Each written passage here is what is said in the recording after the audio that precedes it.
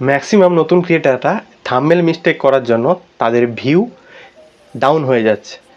তো আজকের এই ভিডিওতে আমি তোমাদের শিখিয়ে দেবো কীভাবে কাস্টম থাম্বনেল অ্যাড করে শর্টস ভিডিও মিলিয়নের কাছাকাছি নিয়ে যাওয়া যায়। তো ভিডিওটা তোমরা সম্পূর্ণ দেখতে থাকো।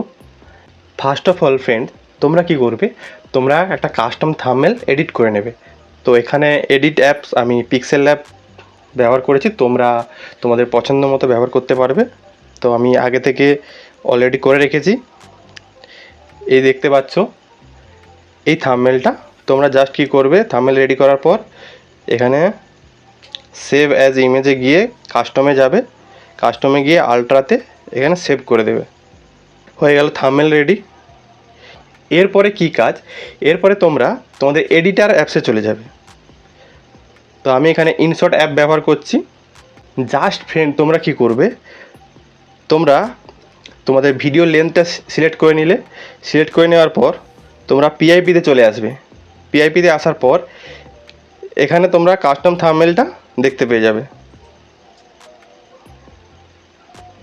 জাস্ট এটা প্রপার সাইজ নিয়ে তোমরা কি করবে, জাস্ট লাস্ট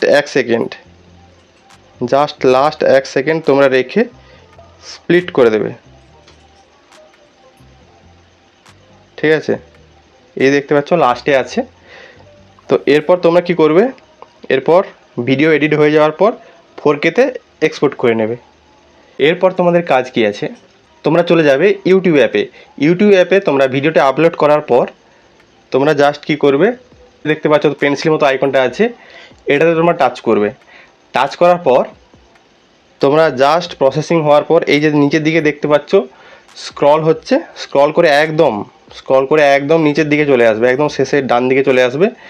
জাস্ট লাস্টে যে তোমরা থাম্বনেলটা অ্যাড করেছিলে ওই থাম্বনেলটা তোমরা সিলেক্ট করে নেবে। হয়ে গেল থাম্বনেল রেডি। তো এখন আমি তোমাদের একটা প্রো টিপস দেবো। শুধু থাম্বনেলের ওপরে ডিপেন্ড করলে হবে না, তোমরা ভিডিওর লেন্থটাকে একটু অ্যাডজাস্ট করবে। তোমরা কি করবে, 15 থেকে 20 সেকেন্ডের মধ্যে তোমাদের শর্টস ভিডিওর লেন্থটা রাখবে, আর ভিডিও প্রপার কোয়ালিটি মেনটেন করবে। নিশ্চয়ই তোমাদের ভিডিও ভাইরাল হবে। তো আশা করি ভিডিওটা ভালো লাগলো। ভিডিওটা ভালো লাগলে লাইক, কমেন্ট, শেয়ার এবং সাবস্ক্রাইব করতে ভুলবে না। দেখা হচ্ছে পরের ভিডিওতে।